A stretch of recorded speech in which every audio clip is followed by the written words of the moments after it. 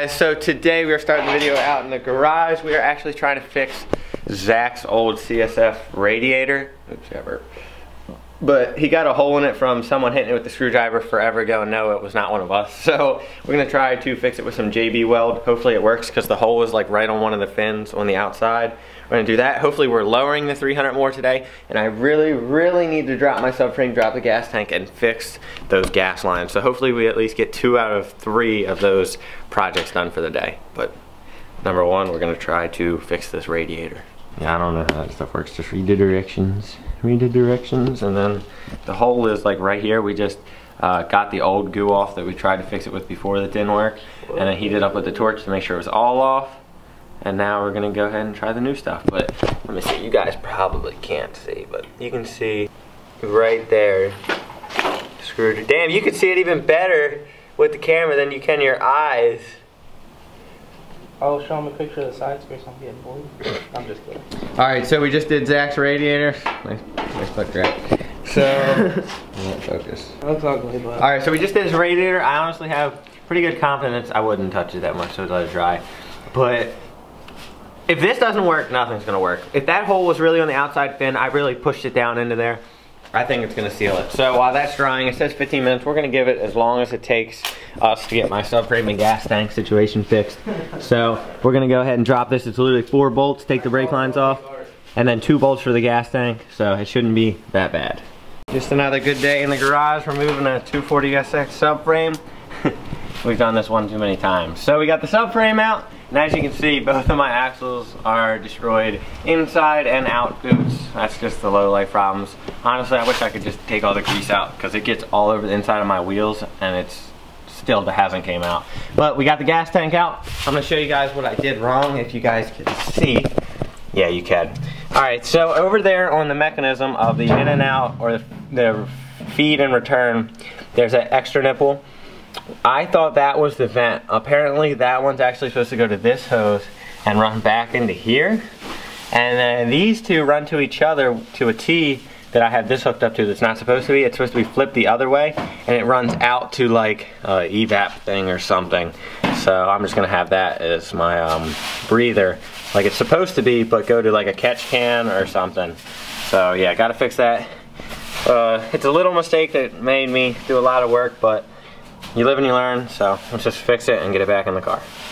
All right, so the 240 is done. We got the gas tank in there. I'm actually gonna be running the diff line that comes from the vent to the top to an oil catch can for the back. And I'm also gonna run the gas vent to a catch can as well. I don't think it's gonna be here. I don't know exactly where I'm gonna place it yet, but for now, I'm probably gonna leave it there. I'm gonna drill a hole here or put it down here in the factory evap location. I haven't made up my mind yet, don't really know, but no fluid should even be coming up here because it's just vapors from either or. So just a little extra protection to have a oil catch can. Now it's time to test Zacks' radiator, and hopefully this thing does not leak. Dang, these Jobies are so dead.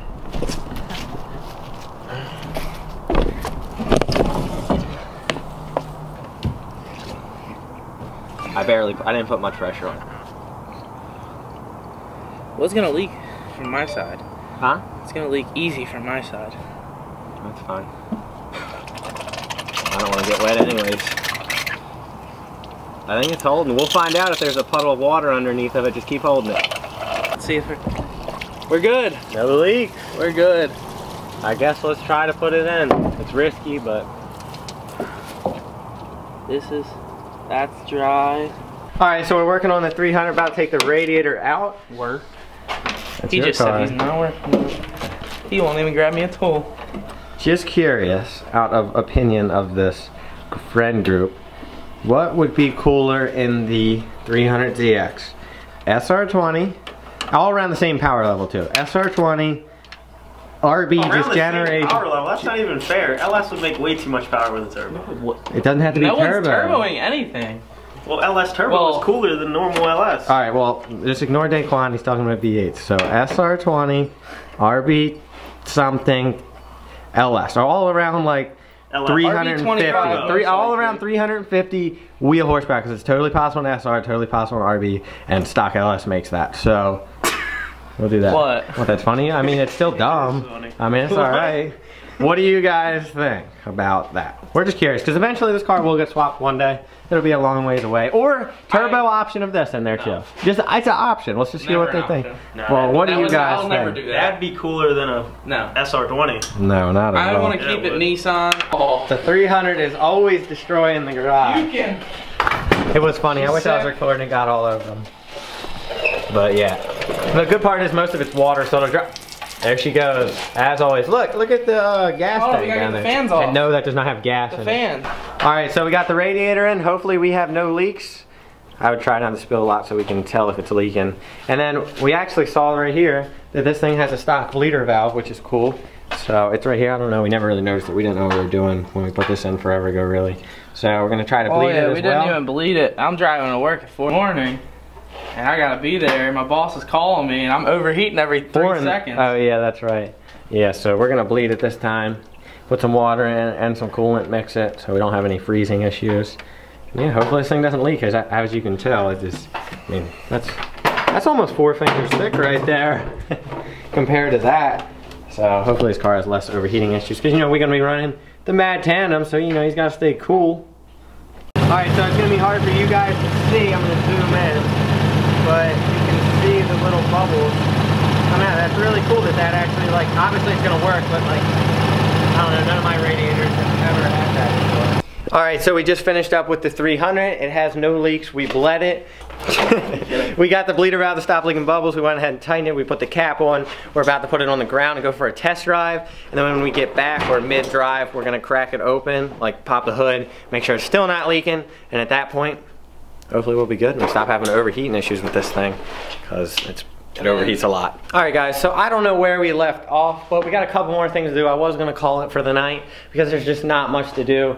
But I'm gonna go ahead and throw my radiator in, my radiator hoses, just to see how they look in there. I wanna do my intercooler pipe, but I don't think I've told you guys yet, but I'm either gonna polish it, it's stainless steel. I'm either gonna polish it or make it look brushed. I think I'm gonna make it look brushed because my radiator has like a brushed look, not polished. So I don't think it's too hard to do. I think I'm gonna do it tomorrow maybe. You just sand it, finer grit, until I guess you get the look you want. So for right now, let's go ahead and get this radiator back in the car. And I might throw the intercooler pipe in just to see what it looks like, but let's get the radiator back in and the hoses and really start to see this engine bay look how it's supposed to.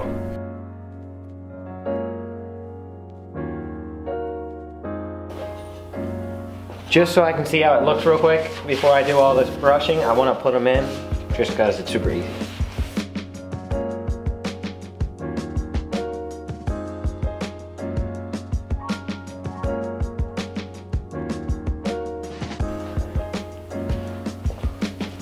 Alright, so I don't even know if the camera's in focus right now.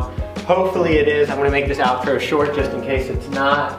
I'm gonna insert a picture of this car's engine bay from, I don't know, when it had the old SR20 in it, right here. So as you can see, it has went through some crazy changes. I'm finally, honestly, really happy with this engine bay. I have tubs, I have custom intercooler pipe, I have a pretty SR20 that still needs the valve cover painted, but it's looking great. I'm really stoked about this. This is really cool. But yeah, we're gonna end tonight's video here, guys. Hope you enjoyed another daily video. I'm trying to keep them going. Making daily videos, it's not hard, it just takes a lot of time.